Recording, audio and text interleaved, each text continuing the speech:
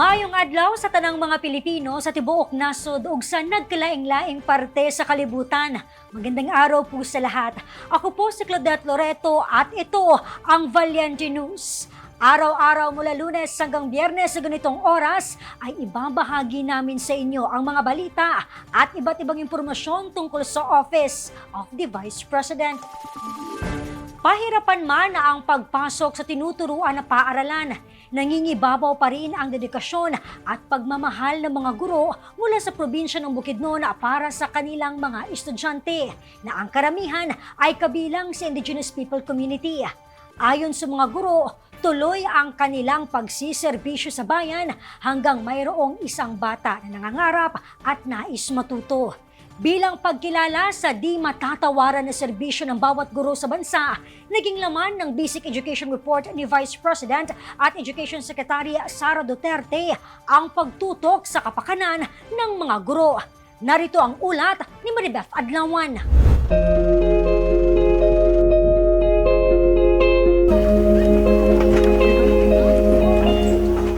Dedikasyon, sigasig at pasensya. Marahil ilan lamang ito sa mga katangian ng isang guro na tumatayong pangalawang magulang ng bawat musmos sa loob ng silid-aralan.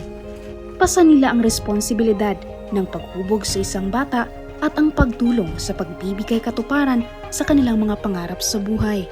Isa sa mga makabagong bayani itong si Teacher Argeline na isang taon nang nagtuturo sa Coayagan Elementary School sa Sumpong Banlag, Valencia City, Bukidnon.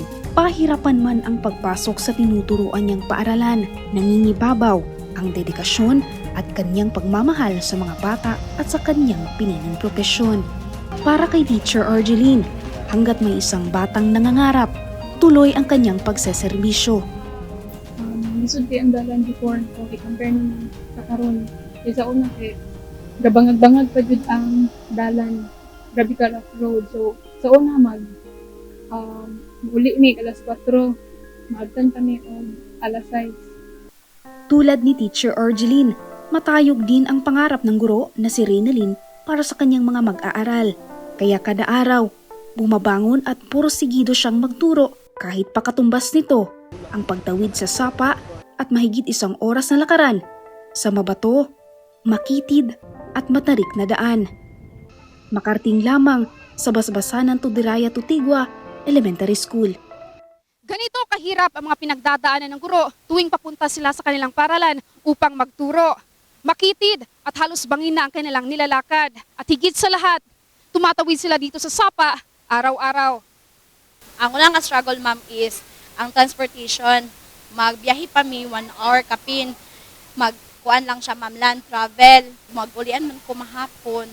Kung if ever ka na may ulan. Magtabok gid mi sa sapa nga kanang kuan.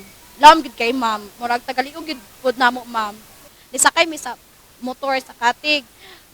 Gikarga ko sa Katig, ma'am, daw gialsa sa taga diri, ma'am. Ayon kay Teacher Reynalyn, naging misyon na niya ang paghikayat sa mga bata na magtapos ng pag-aaral upang makamit ang pagbabago sa kanilang buhay at maging sa kanilang mga pamilya. As a teacher, kanang dako akong panglantaw sa mga bata kay kanang nagdako pud ko nga dili mi kuan kanang dako kog pangandoy sa ilaha nga sila makahuman. Ingon nga, ma'am o sir, wala gito'y papel, wala ko'y lapis, walay Crayola. So dito murag akong feeling ba kanang murag mahugno bitaw o mo siya. Kahilak ko duwa sa hay. Napaiyak naman si Teacher Armando habang isinasalaysay ang mga pinagdaanan niya noon bilang katutubo na nangarap at nagpursigi na makapagtapos ng pag-aaral. Batid ni Teacher Armando ang halaga ng edukasyon upang umangat ang estado ng kanilang buhay, kaya pinili niya ang propesyon ng pagtuturo. Kay usap pud ko ka IP nga pupil sa una. Mo na nga akong napanaminan sila karon nga unta pod nga sa ilang pag eskwela nga dili pud unta sila kanabitong muundang pag eskwela ba mo proceed sila kay bino ang kapobrehon ang kawadon dili man ginababag. Anya, ang lahat ng kanyang pagsakripisyo ay para sa bawat katutubong mag-aaral.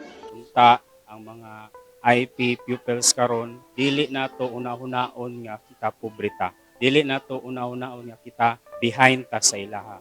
Una-ulahi ta sa ilaha. Kinahanglan nga kita magmadasigon sa pag-eskwela. Sina Teacher Argeline, Reynalyn at Armando, ilan lamang sa libu-libong guro sa bansa na nagsisibing pangalawang magulang, handang kumalinga, magsakripisyo at magsusumikap para sa bawat batang Pilipino.